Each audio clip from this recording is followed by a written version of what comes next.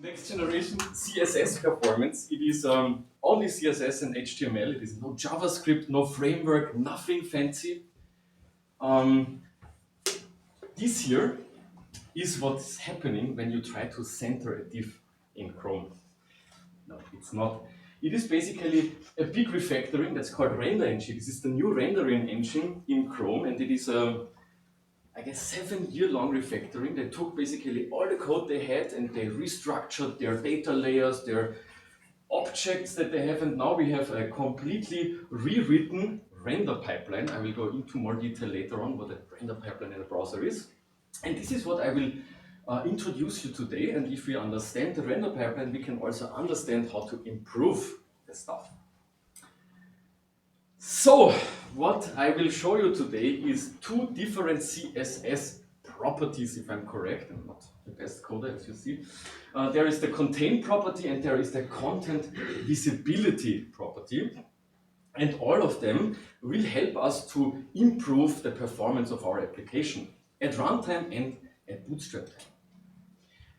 To understand that, or basically to motivate us on why we should understand that, I will show you a little bit of a flame charts. I'm not sure how many of you can read flame charts. Hands up who at least know what flame charts are.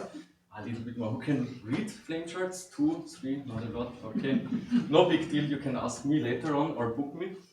This is before and this is after. And this here is called beautiful. And this here is called lame. And I will teach you how to get from this to that with pretty much any app. I tried to improve the sentry list when I arrived here, but I'm a little bit tired and I had only 10 minutes.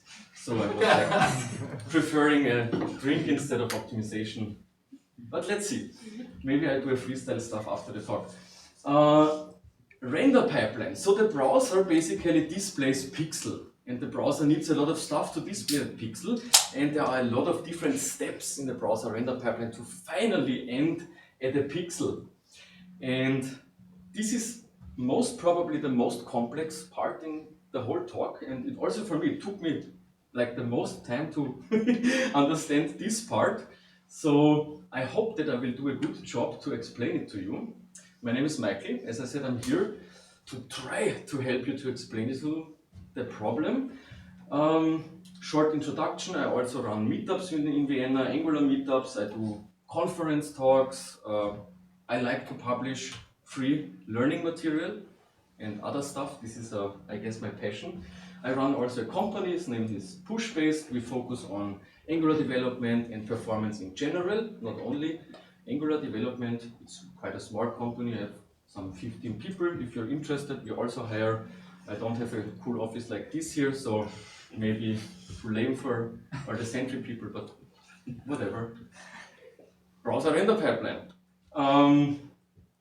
As you can see, this is like a waterfall. So you have some initial interaction and then there is a step process that has to follow. So when you start some events, when you start to interact with your page, you have to recalculate styles, you have to layout, you have to run paint and composite.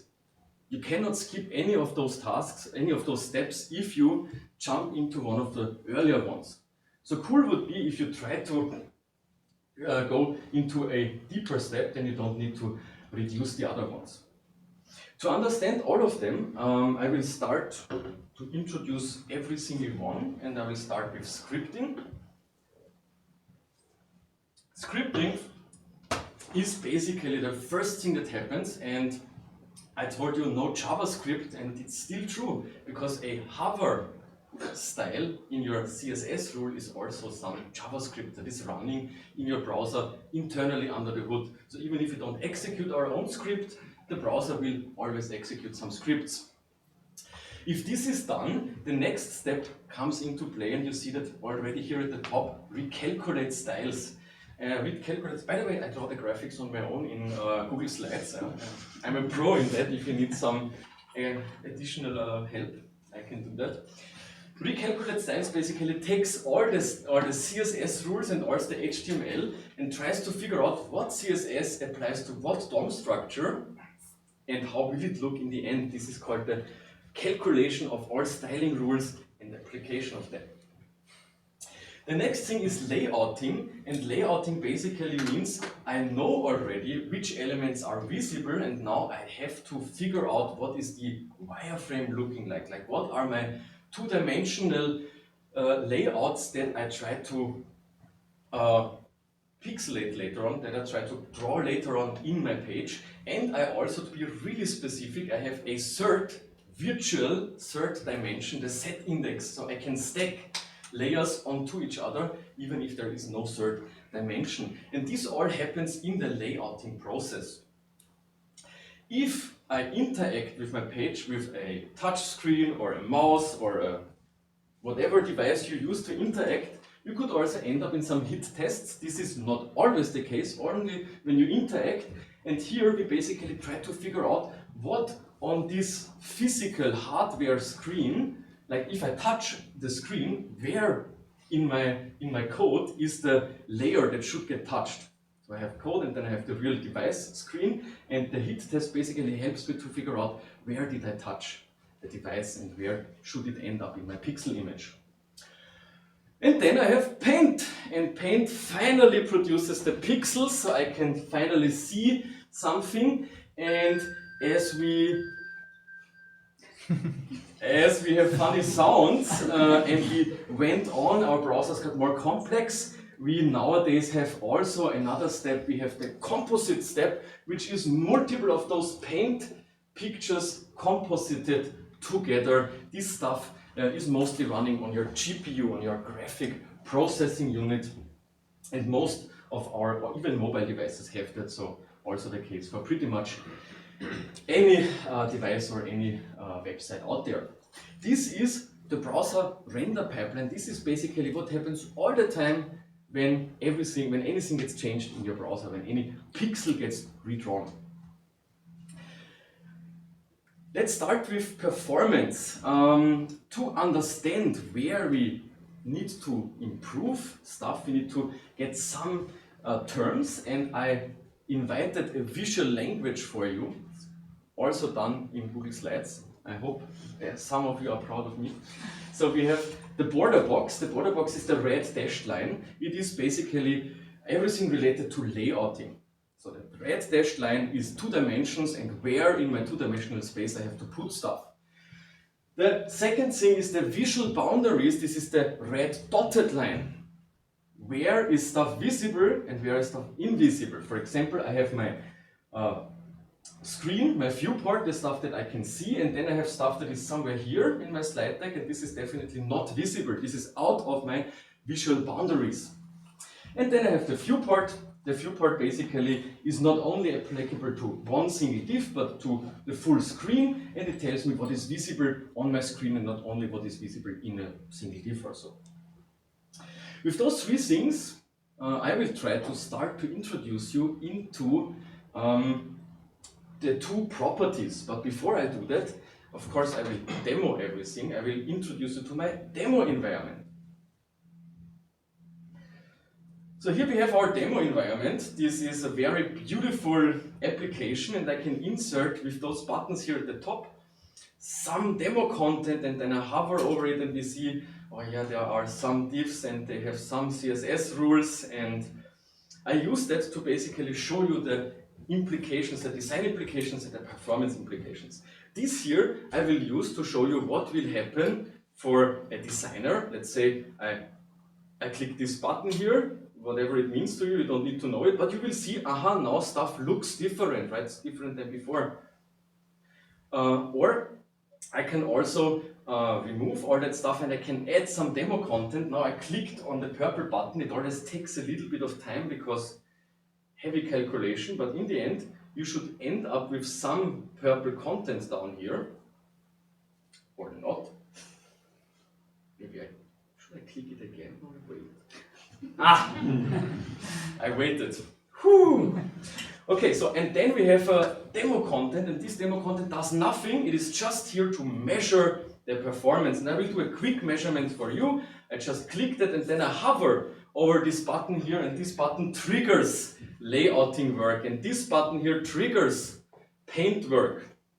And then I click stop. And then I wait for a very long time. And as you can see here, I have recorded some flames, and those flames show me something that is really interesting. They show me layouting work, a lot of it, and they show me paint work, a little bit. But it's good that this paint work is just a little bit, because my content was only targeting layout work. So I did a pretty good job with creating demo content, because if I want to prove that I can impact layouting work, and my demo content only produces layouting work, you will believe me way earlier than if I would have mixed colors, right?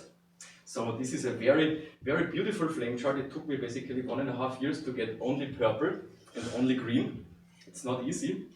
I'm very happy that I can present it today in that form. So this is my demo environment, and I will use this demo environment in the rest of my talk to show you, or to prove to you, that I don't only talk about stuff, I can also show it. I can also measure it. The first thing that I want to talk about is the contain property, and contain basically has a lot of different values. I only want to focus on 3 of them: layout, paint, and size. And I will start with the support. And this here is really, really nice, because it is nowadays working in pretty much any browser, and even more cooler, it is also working in older browsers. So if you have, could have jQuery applications running on some old Chrome 85, whatever, it will work. Pretty cool. Why is this cool? Not everyone has a laptop or a mobile phone where you can install the latest version. Some of you maybe have car displays. In your car you have displays, and maybe you know that those car hardware is not updated very often. So we were very happy. We did a lot of optimizations for some of the car brands, and they have older browsers, and we were very happy that this is also supported there. So older browser support is a pretty cool thing, even nowadays. Now, let me talk about the 3 different properties: contain layout, contain paint, and contain size.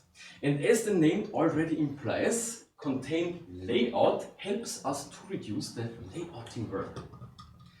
Again, red dashed line, layout, the border box. Then we have contain paint. Contain paint helps us to reduce the paint work. And then we have contain size, and size is basically not so easy for me to reproduce, but it will also help us to reduce layouting work and some of the calculations. Let's start with contain layout. First of all, what will it help us? Where will it help us? Imagine you have a big list. Let's make up an example. Let's say you track bugs, right? Random example. And you have this huge bug tracking list where you, I don't know, monitor some things. And if you hover over one of those list items and you have a hover effect, for example, the font gets bold, you basically change your styles. And if you change your styles, and the styles maybe affect not only the font size but also some dimensions, you will run through the whole browser render pipeline from top to bottom. Layout, paint, composite, everything. Recalculate styles if you're really bad and you did a really bad job, like using React styled components, then you will most probably also start from the very top, recalculate styles, to the very last thing. And this is bad. And if you have that problem, you can use contain layout, and you can basically go to your list item. Let's say this is one of your, basically you use a table in your HTML. I'm just saying. So you hover over one of your table rows, and in your table rows you have a lot of TDs. You hover over that, and what you would do is you would recalculate everything. If you apply contain layout on one of those table rows, you basically can contain the effect of the impact only to this one single table row. This is one thing that you should know. Another thing that you should know is you can also contain, you can hide and shield outside effects. If somebody else, somewhere else in the page, triggers a relayout, your part, your table row will not get recalculated or relayouted because it is contained. You basically shield it from the outside. really amazing that the effect here, if you can look at this visual guidance here, applies on the layouting task, not hit test, not paint, just layouting, but still you can make huge impacts with that one. But everything comes with a price, and you have design implications. If you use that, you have to deal with positioning problems, so you will not be able to have overflow. You basically have to position your div now within this container, within this div. The table, the TD cannot overflow the TR anymore, and you also will maintain a new stacking context. And I will demonstrate both problems to you, and then I will show you the performance impact. So first I go to, where is it? Ha, good. I will remove that, or I will basically refresh. Have a sip.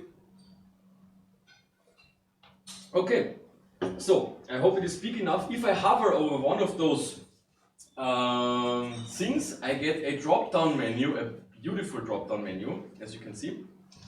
In my previous life I was a graphic designer, and if I hover on that, you also have this hover effect, and the small tiny, let me zoom in for you, you see it's set index, yeah.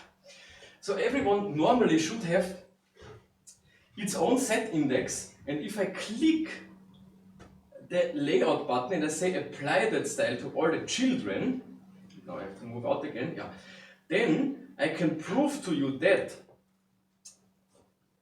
the stacking context is new for every single row, because the last one has a higher one as the last but one, as the last but one. So you see that every single item from the order from top to bottom has increasing set indexes, and this sometimes can mess up your layout pretty bad. Imagine you have a toolbar, a top toolbar, and then you have your main content, and you apply content contain layout on both of them, and you have like a drop down in your top bar. It will not be really visible, and this is counterintuitive if you start with it. Therefore, this small example.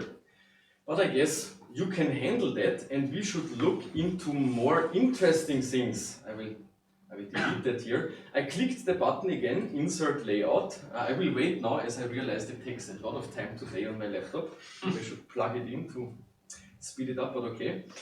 What I will do, I will click none and I will make a measurement.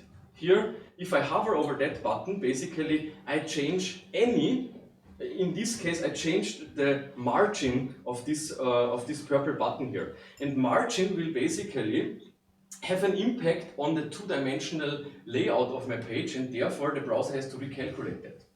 So I can trigger a full page layout by just hovering over this small button. Same goes for paint. Here I just change the background color, and if I change the background color I will have to repaint everything.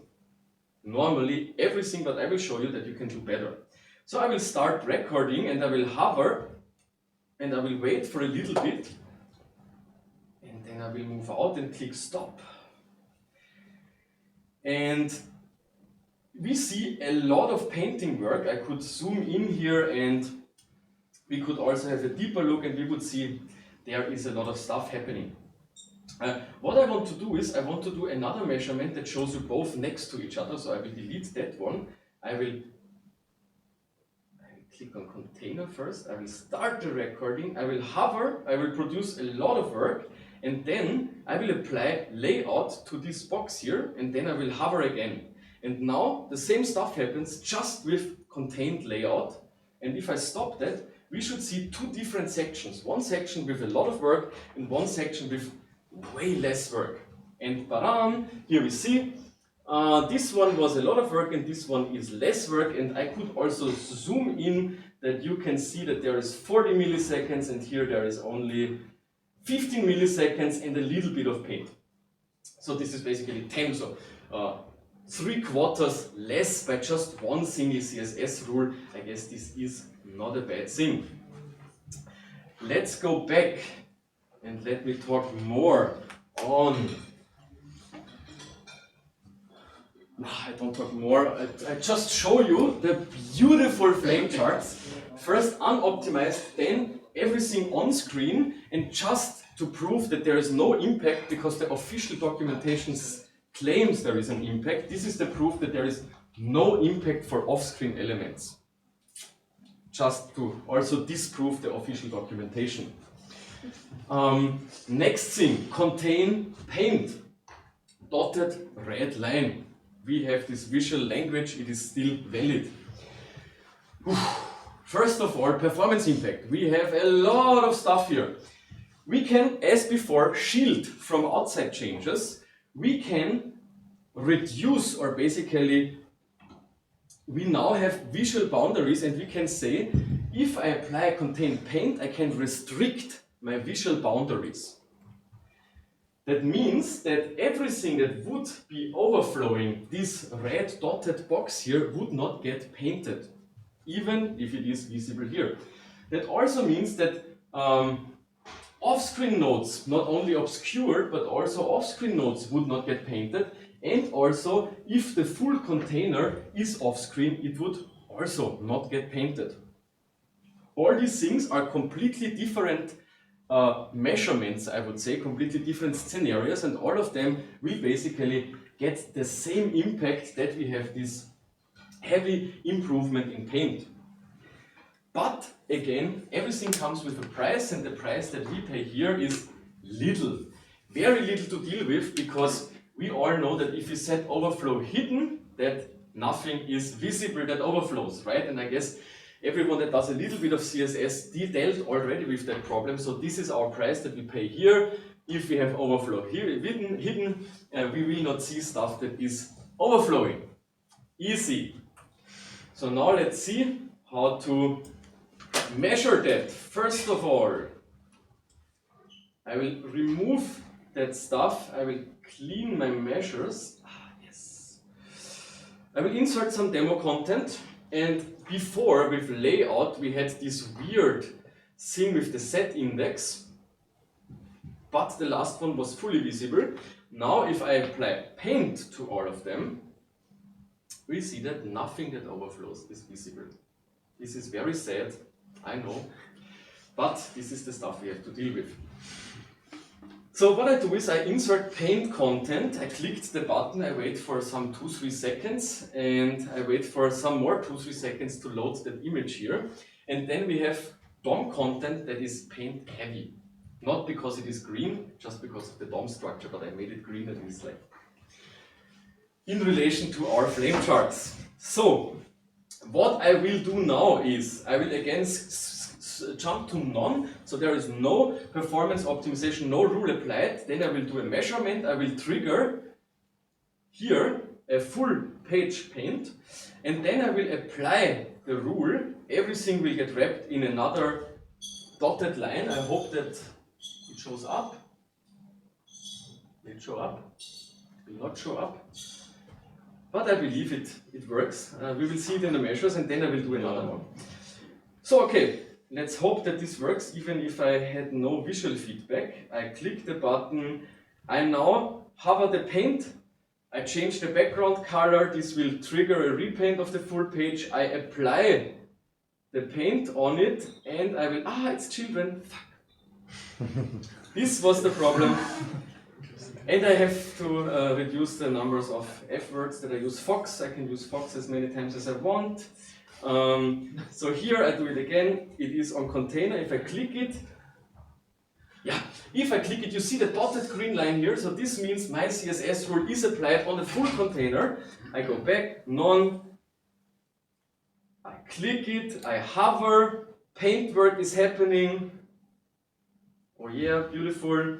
Then I click the paint button, I wait for a little bit, I hover again, and then I push everything off screen, and then I hover again, just because there is also off screen effect.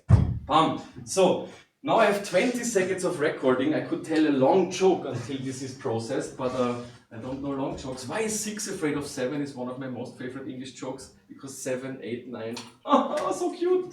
Okay, this is the outcome now. I show you that there is paint work. happening. A lot of it, 25 milliseconds. I go here, I hover over it, there is way less if I go on the task. And I go to the off-screen elements and you see there should be nearly nothing, 5 milliseconds. So this was only a quick measurement here that proved that stuff. Let me jump into my slides and show you the real lab measure, because it is a difference if you have the power plug plugged in, if you have like video streaming on and off, and the images, this image basically here that I showed you, is reproduced multiple times, it's in a clean environment, and this is fully valid. So here, the paint work is in an unoptimized page, 6 milliseconds, optimized all items on screen 1, optimized all items off screen 0.15. This is really nice, and it also shows that this time the official docs are correct, because also the docs officially claim this impact and I could reproduce it. Okay, this was a lot of information on contain. And contain, just to repeat, is working also in a lot of older browsers. Now let's jump to the latest cutting edge features. I will skip contain size because it is basically more or less directly related to content visibility. But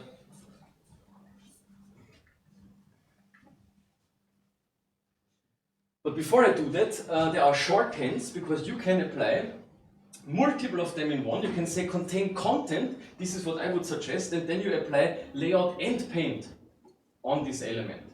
And you could also say contain strict, then you apply layout, paint and size on that element, and this is not so easy to maintain because you have to apply a static width and height to your box, otherwise it will collapse. So this is very hard to handle, and I would really recommend you to go with the contain content. I also made a table, a beautiful table that you can look at if you want to know, or like recap, what is the impact, what is the overflow visible, yes or no, dimensions, yes or no, and the shorthands. Good, but now let's go to some more fancy stuff, something that is really cool and has dramatic impacts, even more than this. But before we do that, I will give you more theory that you can or should understand before we go on. What we have on the left are DOM nodes, are cards. Some of the cards are above the fold, on-screen nodes. Some of the cards are below the fold, off-screen nodes. And then we have our visible boundary. On that screen here, the visible boundary is here. This is the same website. We have our engine that holds the body holds the list has on-screen nodes, off-screen nodes, and obscured nodes, nodes that are basically partially visible. It's not so easy, it's not only partially visible, it's also completely invisible, but your container is partially visible. But let's not go into much detail into obscured nodes because it will not help a lot of people here. But let's more focus on 3 other concepts. I already explained to you the viewport. So viewport is basically what is visible, and you have stuff that is in the viewport, above the fold or below the fold. Then we have the viewport observer. This is some snippet of code that you can use in your JavaScript or the browser uses under the hood, and it basically helps you to track if an element is visible or invisible above the fold or below the fold, and how close it is. So you can also say, I have a specific threshold, and if it hits that threshold, maybe the threshold is like this, and if it hits here, I can already do stuff. I can, for example, already preload an image. How many of you know image lazy loading? Hands up. Wow, beautiful. So all the images that are lazy loaded, they maintain a viewport observer. Your browser does it, no JavaScript involved. And when those images hit the threshold, and you can test it, it is I guess 2K pixels, then they will get prefetched. Next thing, we have a size observer. A size observer basically tells me if the dimensions of an element changed. And if they change, I will get notified. What I can do is I can say, whenever my dimensions change, I will take that value and, I don't know, apply it statically, or I will cache it, and when my element goes off screen, I will do stuff with that value. A lot of useful things you can do with that, and the browser already uses that stuff. With that knowledge, we can jump into the last and most fanciest CSS feature that I want to show you today. Content visibility. Content visibility is not so well supported. I know it's sad. It's only supported in Edge and Chrome and some other weird browsers that I don't use. Uses that, right? Only here and there. But they will work on it very hard, and hopefully this concept will ship in all the browsers, because with this one you can make really dramatic impact. Let's start with the performance impact on that. Or let's basically not start with the performance impact. Let me go back here and give you a first hint what it does. I have a DOM element, and the DOM element has some styling rules. And when I change stuff, the browser needs to count all the DOM elements, all the styling rules that are applied on that DOM elements, and then calculate it. Even if that DOM element is off screen. No matter where it is in my DOM structure, no matter where it is on the screen, I always have to calculate everything. This is really sad. This is like the very top, as you would use styled components in React, right? You just always do everything. Why not? We have heavy machines, right? They can do it. So, I just want to make fun of your Sentry app that is written in React. And so imagine you can track if one of those elements is visible in the viewport or not. Imagine you can track that. And imagine when one of those elements moves outside of the screen of this viewport, the browser would realize it and would say, ha! Not visible, I will neither run Recalculate Styles, nor layout, nor paint, no composite on that element, because why should I calculate stuff that is not visible for the user? Why should I? Makes no sense. And this is basically what content visibility does. If the browser skips that nodes, the browser does it like, he really skips it, he really claims that those nodes are not present. So their dimensions are not applied, and this means that if you have a huge box and you move it outside, it will collapse to 0. And this will shift your scroll bar on the side and will do a lot of other stuff. So you will have fuzzy scrolling behavior when you just remove stuff that is not visible. And therefore you need to remember the size of that box, and you can do that with the size observer. So you can say, when the stuff is visible in my viewport, I will remember its size, and when I move it outside of my screen, I claim that they are not visible, but I maintain their height just for calculation reasons, so that my sidebar is not flickering. With that theory, I will jump back to the performance impacts, and I can also demonstrate that scroll bar effect. What we get out of it is all the benefits from contain, all the benefits from contain layout, all the benefits from contain paint, plus the stuff that I showed you. When things are outside of the viewport, they will basically act, or the browser will act as they are not visible. And this is the first ever optimization that was able to get rid of recalculate styles. Very important for React users. And okay, I should really stop it. And I never did it, it was just today as I realized the app is written in React. And we have design implications too. If the browser ignores it, we have to deal with that shrinking size. And even if we have some help, you still could run in some problems where you feel that your scroll bar is not really as smooth as before. The Chrome team is working on that, also the Edge team, of course in cooperation with the Chrome team because same engine. they are working on that. There is also an open issue and there are also some fixes, but still a little bit is left. But even if, I will try to demonstrate our full power of content visibility. I will move back my cards here, my paintings. I will also on top of that add some layouting work. Let's see if it gets purple. Maybe it takes some more time now. Ah, beautiful. Okay, now we have a lot of work to do in the browser. And I will do measures. I will first measure with nothing, no improvements. Then I will apply content visibility auto on it. I should already see improvements, and then I will push everything off screen. And then I should see even more improvements. I hope that I can remember those 3 buttons and to click them in the right order. If not, you hopefully will help me. I will click this and this again to add the content. I will click here to do that. I hope that my measurement is shorter than 20 seconds, otherwise I have to come up with a new joke, and I'm very limited in jokes. Okay, content is here. 1, 2, 3. I will go here. I will do layout. Fuck. I have to stop and restart again. Yeah, my browser, my laptop is really slow in that example without battery, but let's hope the best. I'll go here. I will do this. This triggers both types of work.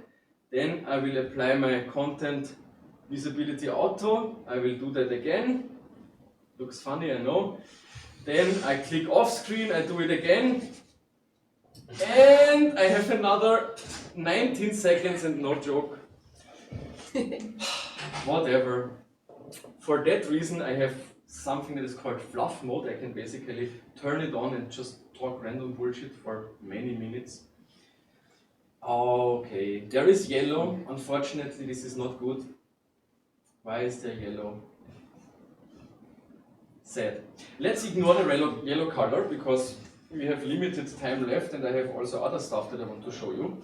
But we see here, stuff is done. It took 74 milliseconds.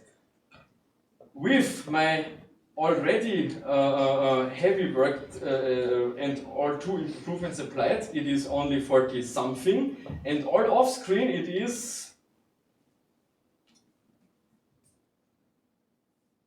1 millisecond. So it's pretty cool. This is the ugly demo. I of course did everything in the lab measure because otherwise you tell me that's not true. And we see 2 things now, right? We see layouting work and paint work. On the top is always the paint, on the bottom is always the layout with milliseconds. And what I tell you, unoptimized, same milliseconds as before, same milliseconds in paint and same milliseconds in layout. Everything on screen, they claim that it has all the benefits from contain paint and contain layout. And if we look at the milliseconds, they are true. Same, exactly the same improvements as with contain. And then we have off screen. You gave me the charging cable, now I remember. And then we have off screen, and in off screen we have even more drastical improvements. Yeah, I have ADHS, so now you see how it works in life. And there is a huge impact, really huge impact. This was all lab measurement, and I have not only an overview table for you that you can check out and like easily spot where and how you can use it. I also applied that stuff in the real world because nobody has anything from it when we just do some theoretical tralala. We should really try to go out and apply that on real projects, for example, on the Sentry website. So what I did is, and what I try to do now later, I will apply that on the Sentry website, but what I did here is bootstrap performance with some images, and I introduced some cool problems. For example, off-screen flicker, you have lazy loaded images, they pop up later on, they will load later, and they will cause this flickering even if you don't see them, because they are somewhere here, but within the threshold. This with content visibility. beautiful, there is nothing. Next one, at runtime, because the previous one was bootstrap performance. At runtime we have also a lot of work, a lot of paint, and if I apply my improvements on that one, we also see that there is nearly no work left. Really nice, but it was a boring example because I made it up. I claimed to have a real life app. Let's go to a real life app. Choo! Eddie Osmani runs a thing that is called the Movies Project. Do you know To Do MVC? Yeah, so To Do MVC was here to show how all the different frameworks are able to write a small To Do MVC. Movies app shows you how all the different frameworks are able to do non-trivial performance optimizations. There are, and I can open up the website later on, 3 different projects already online: a React written with Next.js, an Angular and a Vue app. The Angular one is the fastest application there, by the way, because I wrote it. And Eddie did not tell us to take a lot of care on styling and so on. So I said, like, this is maybe a good challenge for me because it is already overly optimized. What should be better? You cannot really improve anything there. I tried my best. And even here, I was able to reduce it from 150 total rendering, not one chunk, but in total, right? From 160 to 25, and my paint went down from 30 to 7. This was just to challenge myself because it was already really fast. But there's ClickUp. ClickUp is a huge workload management system, maybe you know that. They booked us to optimize their performance. They did it once, and since then they booked us ever since. Maybe because we are fucking good. And here we see the impact in total blocking time, because it was a lot that we did, and we tried to find one number. So we reduced with content visibility and with contain the total blocking time, in some cases to 0, and in other cases drastically. Like even here we see really drastic improvements, and this made our bosses pretty happy. I also did one for Observable HQ. Do you know Observable HQ? No, I love it. Observable HQ is written by a product from Mike Bostock. He wrote D3, a JavaScript charting library that is super complex, very hard to understand. I don't, but I love it. And I tried to improve his website to just give something back. And this is what I did also, just with CSS, with contain and content visibility. This is a very cool learning material also, by the way. I can show it later on. And I guess this is all of my examples. Let me see. Yeah, okay, we are not over now. I will do, how many minutes do I have left? 2? Let's say 2, okay? So there is Sentry, and I have no clue if I can make it because I really didn't try it before, but I will try to show you what I believe. I say there is a lot of elements here, and these elements, if this is no virtual scrolling, I have no clue if it's virtual scrolling, so let's hope. All those elements, only parts of them are visible. So I say if I catch the right box, and maybe I take the TD here or the TR, I have no clue what I should take. Let's go with the TR. And I apply content visibility here. Let me do a refresh. And let me do a measure first, sorry. So what I measure here is I click that button, full relayout. I just trigger a Recalculate Styles on the full page. And then I stop it, and I should see some purple. Yeah. Okay, there's a lot of yellow because I have to say because of React. But we also have that purple, and we have this huge 244 milliseconds. That is definitely, look at it, definitely because of the purple. Yeah? No question. It's not because of React, it's because of purple. That's my technical language. And yeah, that's me.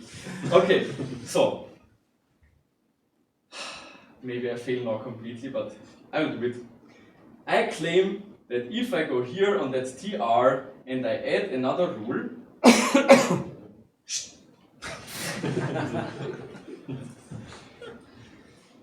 and I put auto, that when I do the same measurement, scroll to the very top of course, that it will have an impact.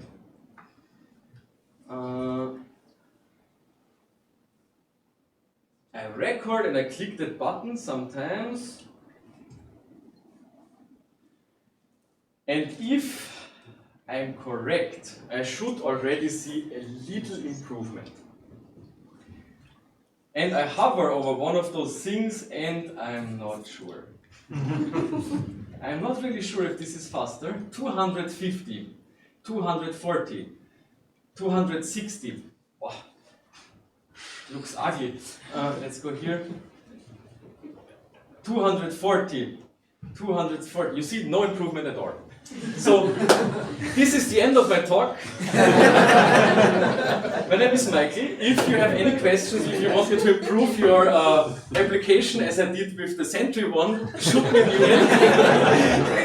This is how I earn my money. I hope it was fun for you too, and that's it.